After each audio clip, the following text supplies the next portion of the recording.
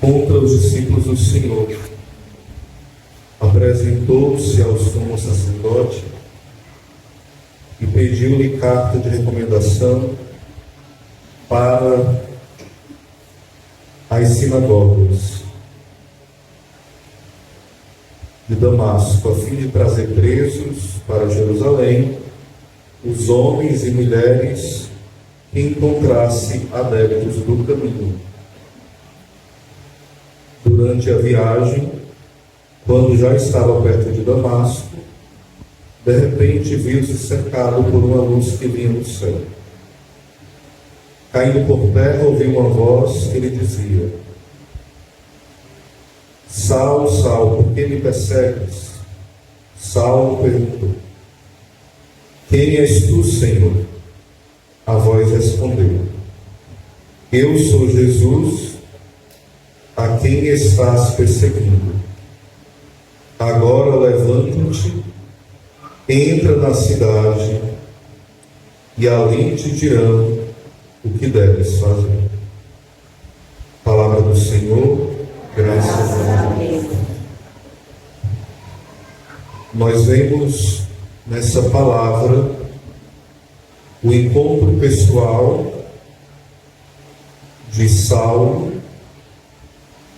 que se torna Paulo, mas também a questão do nome.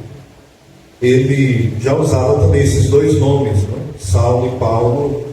Era usado tanto ele como alguém que transitava entre o povo de Roma, entre o povo da Grécia, entre o povo judeu. Então ele também usava esses dois nomes, Saulo e Paulo. Não é só uma questão de mudança de nome em si, né? Mas é interessante que quando começa a leitura, fala que Saulo, ele respirava ameaças de morte contra os discípulos do Senhor. Ou seja, quando Paulo olhava para os cristãos, o que ele percebia nos cristãos era um povo que era uma seita. Paulo, ele não via nos cristãos um povo de Deus, mas um povo que atrapalhava o povo de Deus. Então, Saulo tinha boas intenções,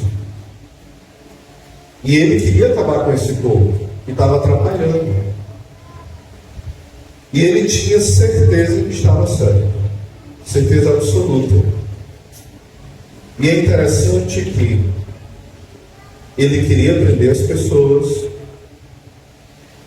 e durante a viagem, quando estava perto de Damasco, de repente, e voltando um pouquinho, né, fala que essas pessoas eram adébitos do caminho. Adébitos de quê? Porque era o nome que os cristãos tinham. Os seguidores do caminho. Quem se convertia estava seguindo o quê? O caminho, que no caso era Jesus. Ele se apresenta em João 14,6 como o caminho, a verdade e a vida. O princípio, o meio e o fim. Como fala no Apocalipse, o alfa e o ômega. E é interessante que quando nós olhamos para esse texto, o Senhor toma iniciativa e vai ao encontro de Paulo. Deus sempre toma a iniciativa. São João fala que Deus nos amou primeiro. Diga comigo: Deus me amou primeiro. Deus me amou primeiro. Porque às vezes nós achamos que somos nós que tomamos a iniciativa. Eu estou na igreja porque eu tenho consciência, porque eu sei que eu preciso, porque me chamaram. Não, porque Deus me amou primeiro. A iniciativa é de Deus. Você e eu fomos encontrados por Ele. Ele foi encontrar a ovelha perdida. Ele foi encontrar a moeda perdida. Ele foi encontrar o filho perdido. Só que nós precisamos reconhecer que nós estávamos perdidos. Porque às vezes nós não somos aquela ovelha perdida, mas nós somos a dracma perdida. Nós estamos dentro da casa, como estava São Paulo, né? Mas estava como? Perdido. Ele estava convicto que estava certo, mas estava perdido.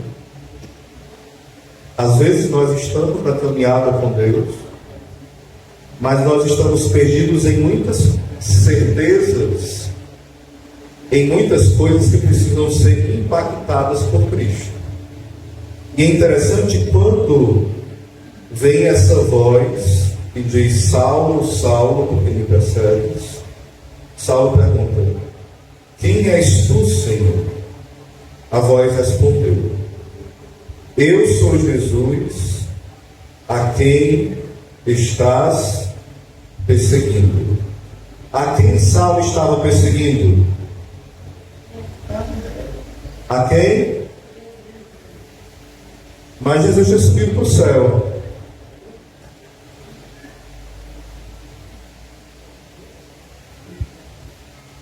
Como é que Saulo ia encontrar Jesus lá no céu?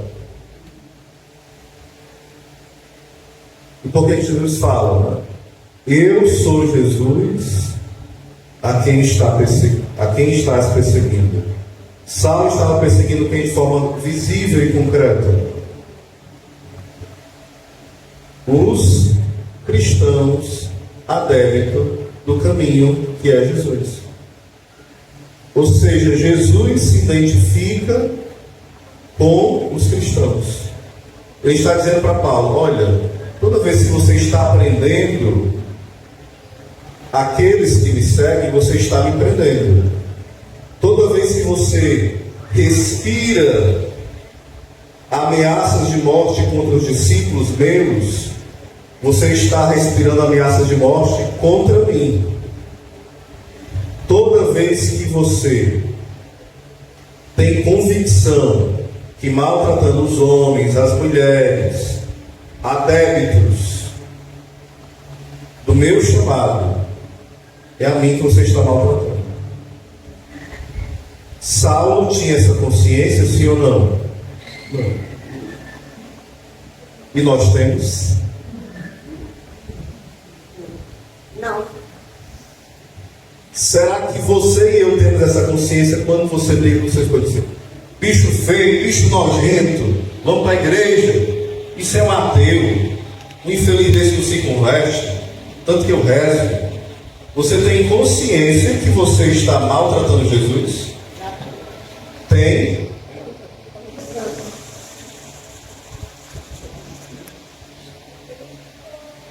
Independente do que você está fazendo, você tem consciência que é com Jesus que você está fazendo isso? Pergunta para o seu irmão. Não é o que você está fazendo, é com quem você está fazendo. Não é o que, é com quem. Esqueça o que agora? É com quem. Quando você fala mal do seu irmão,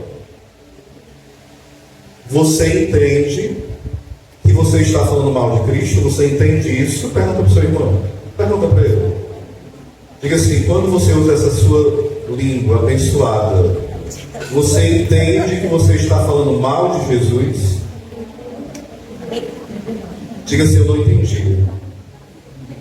Às vezes a gente entende, mas fala, né? Diga assim: eu entendo que eu sou safado mesmo, eu falo. É verdade. Eu sou ruim. Eu não presto, eu falo. Eu quero falar. Tem a coceira na língua, eu falo.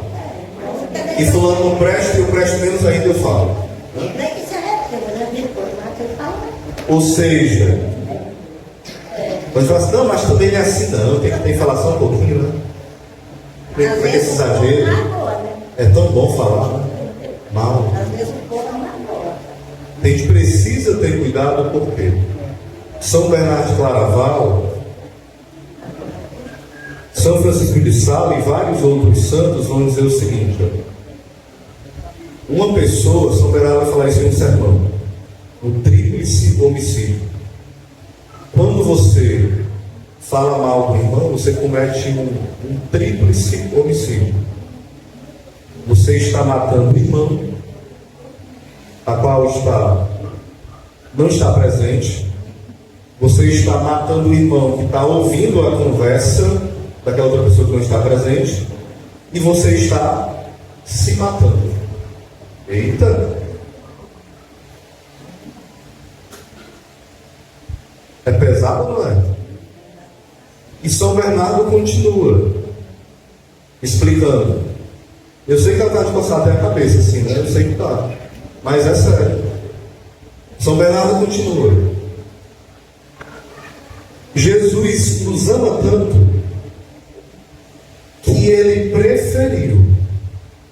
Olha, escuta comigo. Ele preferiu que o seu corpo físico fosse ferido, despedaçado na cruz, para que o seu corpo místico, quem é o corpo místico de Cristo? Quem são os seus membros? Vá apontando para o irmão, vá, aponta para ele, ó. Aponta, olha para trás, aponta para o irmão. Aponta mais para trás, olha para trás, aponta para ele. Isso. Para o lado, aponta. Agora não. Esses irmãos, os que estão no céu, no purgatório, fazem parte do corpo místico de Cristo, são os membros do corpo de Cristo. Jesus preferiu que o seu corpo físico fosse ferido, despedaçado, ensanguentado, para que esse corpo, que é o do seu irmão, fosse preservado. Aí por que eu e você não preservamos esse corpo que Jesus preferiu? Por que nós maltratamos esse corpo que Jesus preferiu? É sério ou não é negócio? O Senhor até fala lá em São Paulo, porque transformais os vossos corpos, que é para a glória de Deus, em tempo de prostituição. Eu não disse com esses tempos, eu estou adaptando. Porque aquele que se une a uma prostituta se torna prostituta com ela, se prostitui com ela. Porque aquele que se une a Cristo se torna um com ele. Mas aquele que se une a uma prostituta também se torna um com ela. Ou seja, um pecado da carne é uma entrega de corpo e uma entrega de alma. Por isso que fere tanto os pecados da carne. São Paulo até vai dizer que os que pecam de outra forma, eles pecam não atingindo o corpo, mas o fornicador, ele peca na alma, mas também peca no corpo. É um pecado muito grave, o fornicador. Também perguntaram essa semana, né? Minha filha, ela disse que casou na igreja evangélica, se separou do marido, o casamento não é válido, ela só descobriu agora que não é válido, aí está com outro, né? Diz que não está pecando, não. Está pecando, às vezes? Está, filha, está fornicando. Está em pecado grave de novo. Claro que está. Fornicação é sexo antes do casamento. Mas voltando aqui para o texto. São Paulo tem um encontro com Jesus. E ele cai. Diga assim, eu preciso cair. Diga, eu preciso cair. Eu estou muito altivo. Altivo é assim, a pessoa do nariz empinado. Eu mando em mim, quem manda minha vida sou eu. Eu faço o que eu quero. Ninguém manda em mim, viu? Xiii. Eita, tá podendo, hein? Aí quando vem a diarreia, nem na diarreia você manda. Você sai correndo, né? Deixa eu dar a diarreia para ver se tem banheiro que dê conta aqui. Não tem, gente. Não é meu corpo, minhas regras, não. A diarreia que eu digo. A gente precisa ter cuidado com isso. Continuando. São Paulo ele cai, e o Senhor fala para ele: levanta-te, entra na cidade, e ali te dirão o que deves fazer. E São Paulo, ele vai, segue as instruções, ele fica cego, e alguns estudiosos falam que fala de 3 dias, mas esses 3 dias, segundo alguns estudiosos, não sei se de fato foi, chegar no céu e te pergunta, São Paulo, né? Se foi 3 dias, foi 3 anos. Foram 3 anos para ele recuperar a visão. E ele começa o ministério dele, mas todo mundo ele tinha medo de Paulo. Será que ele está enganando? Será que ele se converteu mesmo? Ele quer pegar a gente? Ficaram com medo dele. Normal, sim ou não? É normal. Imagina alguém se converte aí, alguém super perigoso, aí disse que se converteu e veio para Lagoa do Arroz. Aí, rapaz, aquele homem matou fulano, aquele homem sequestrou, fez isso. Será que essas criaturas se converteu? Vai pegar o nosso menino? Dá dúvida ou não dá? Sim ou não? Dá. É normal que venha dúvida. É normal. Sim. A gente olha para o Evangelho e fala assim: olha, não sabe nem acreditar em Paulo. E você acreditaria? Você acredita em quem tem uma vida depravada e vem logo para a igreja? Imagina que você é super adúltero, tem uma vida depravada, era mulherengo, aí ele chega aqui e fala. Aí ele começa a se falar assim para sua mulher: oi, tudo bom? Oi, uma paz de Cristo, como é que vai? Você fica assim, de orelha em pé, fica ou não fica? Mas será que esse homem se converteu mesmo? Perto da minha mulher ali, vem para cá, mulher, sai perto desse homem. Homem vigiado, foi que se converteu, né? Você fica de orelha em pé. É normal. Aí com o tempo vai ser provado se a pessoa de fato se converteu, sim ou não? É um processo, é normal. E São Paulo, ao longo da sua trajetória, ele vai mostrar que a experiência dele não é egoísta. Por quê? Quando Jesus mostra que quem persegue a igreja persegue a Cristo, São Paulo vai entender isso também. Que a igreja é o corpo de Cristo. É tanto que em Coríntios 12, ele vai usar a comparação da igreja como o corpo de Cristo. Ele vai dizer que alguns são a perna, outros são o braço, o outro é o olho. Aí o olho não pode dizer que não precisa da perna. A perna não vai dizer que não precisa do braço. Cada parte do nosso corpo precisa uma do outro, sim ou não? Sim. Ele vai dizer que as partes mais vergonhosas precisam ser preservadas e guardadas. Isso quer dizer o quê? Que os irmãos mais fracos, mais pecadores, devem ser o que por nós? Protegidos, cuidados, ensinados, guardados. Não é você ver uma pessoa que está aqui na comunidade, na capela, na caminhada da fé, que ele cai mais vezes, tem mais defeitos, tem até mais pecados que todo mundo está vendo, e você despreza ele. Não, você tem que ajudá-lo a crescer na fé, a se libertar, porque às vezes você se libertou de um pecado com meio de caminhada, mas aquele irmão precisa de 3 anos, de 4, de 5, de 10, e você precisa socorrer o mais fraco. Não é sair espalhando o pecado do irmão, não. É que pode, tanto tempo de igreja e não muda. Não é assim. É ajudar o irmão, o que você precisa. Estou vendo que faz tempo que você está na igreja e não consegue mudar isso. Eu estou aqui para te ajudar. Vamos fazer assim. Dessa forma não deu certo. Vamos ficar dessa forma. Às vezes a gente critica o irmão que anda com uma roupa mal vestida, mas você nunca pergunta se o irmão precisa de uma roupa decente. Às vezes não tem dinheiro para trocar de roupa. Às vezes você precisa dar uma saia para aquela irmã que ela quer trocar, mas não tem dinheiro para comprar aquela saia mais comprida que ela tanto queria comprar. E você pode chegar e dar um presente para ela. Você fala assim: irmão, compra um livro. Às vezes o irmão não tem dinheiro nem para comprar a comida daquele dia, e você poderia comprar um livro. Dê um livro de presente para o irmão, para ele ler. Ou seja, ser uma pessoa que é presente na vida do irmão, ser um socorro de Deus na vida do irmão. Não ser um juiz. Diga para o seu irmão: não seja um juiz. seja um socorro de Deus na vida do outro. Aí São Paulo vai mostrar isso, que toda experiência com Cristo também é uma experiência, diga comigo, toda experiência com Cristo leva uma experiência com a igreja. Não tem essa história assim, não, eu quero Cristo, mas eu nem piso na igreja. Tenho raiva daquele povinho, todo povo nojento, todo povo para reparar na gente, todo povo linguarudo, todo povo antipático, todo povo sem noção.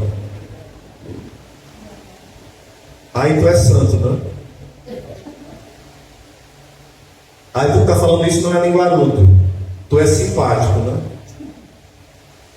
Gente, é só desculpa esfarrapada para não vir para a igreja, porque em todo canto tem gente difícil, na empresa, na loja, na sua família, na igreja, na escola, na universidade, em todo canto. É frescura nossa dizer que não vai para um canto, porque tem gente com defeito e sem maturidade. Nós precisamos nos santificar em locais que tem pessoas difíceis. É assim o nosso processo de encontro com Jesus. Como é que você encontrou Jesus e você quer ir para local que só tem pessoas santas, então morra logo e vá para o céu? Porque o local do santo é no céu. Não é aqui no meio dos pecadores.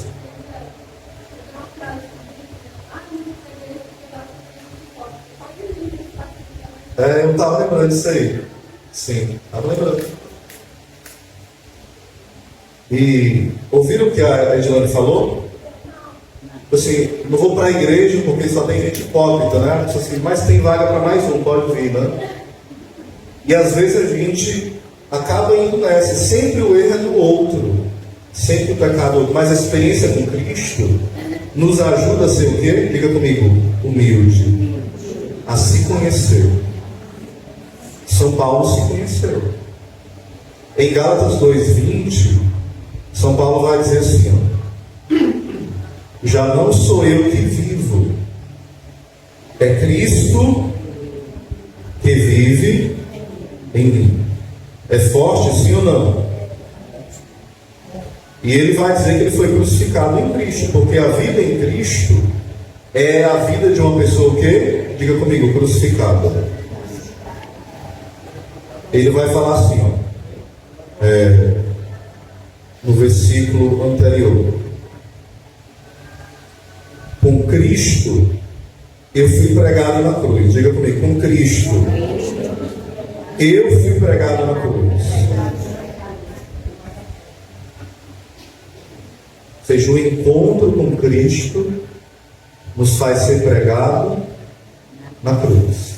Aí só depois que ele diz: eu vivo, mas não eu, é Cristo que vive em mim. Ou seja, quando São Paulo fala isso, ele está dizendo o seguinte: a vida de quem é conduzido por Jesus é a vida de uma pessoa crucificada, que não faz mais a sua vontade. Eu estou com preguiça de vir para a igreja, mas eu vou, porque já não vivo eu, é Cristo que vive em mim. Eu não aguento mais esse esposo nojento, mas eu vou ficar com ele, porque é Cristo que vive em mim. Eu não aguento mais esse padre da minha paróquia, mas eu vou vir para a missa dele, vou amar ele, vou rezar por ele, eu vou me tornar amigo dele, amiga dele, porque é Cristo que vive em mim.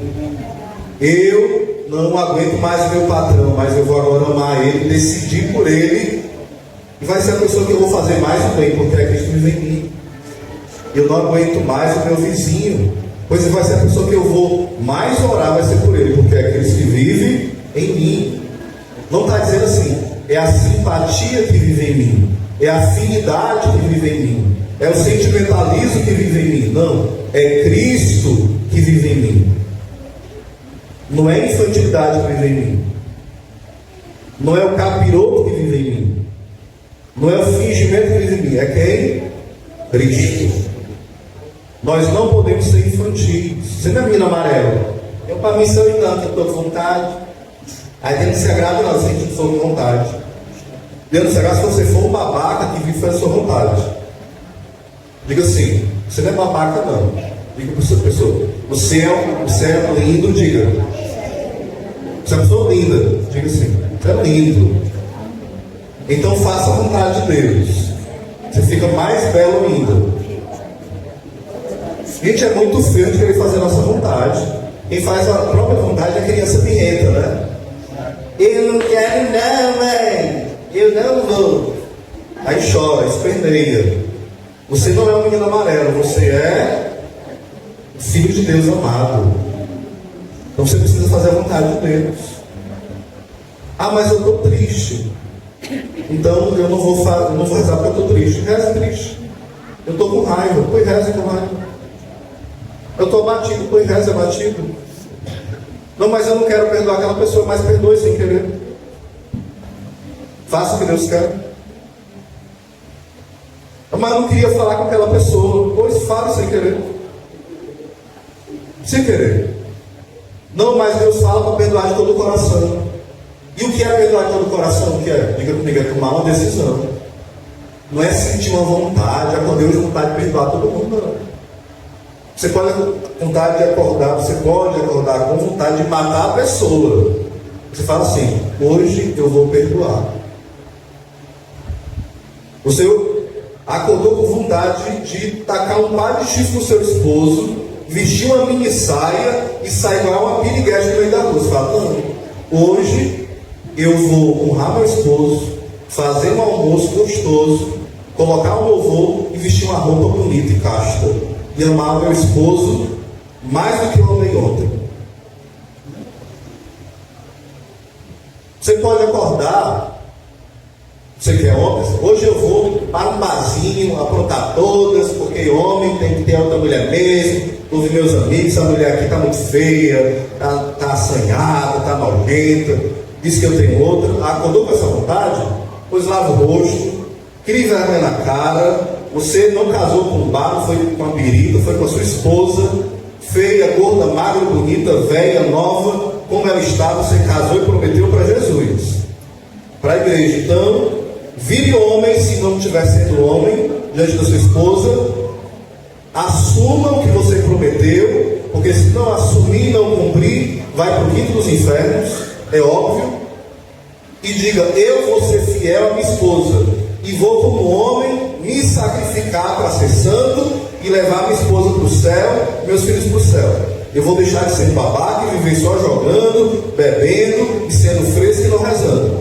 E dizer que mulher que tem que rezar e eu não rezo. Homem é assim, o resto é banana e babaca. Homem é isso. Homem de Deus. Entenderam, homens? Sim ou não? Sim. Isso é homem que encontrou Jesus. Os que não encontraram são os gordos na calça. Tem que virar homem. Osés é assim? Claro que é. Simples assim. Mas não tenha medo. Jesus vai te encontrar. Porque Ele te amou primeiro. Se você não tomou a decisão, diga Jesus. Diga, tenha força. Nem vocês estão com fome, né? Vocês vão comprar um pratinho ali, não é, Eduardo? Não sei não. Diga assim, Jesus. Me dê coragem de falar, diga. E Jesus. Me dê coragem de rezar, diga.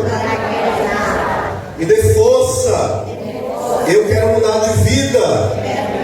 Que essa palavra que me incomodou, que ela transforme a minha vida. Gente, às vezes a palavra nos incomoda. Nos incomoda porque nós estamos acostumados a receber cócegas. A palavra tem que transpassar a nossa alma e ferir. Porque Deus fere para nos curar.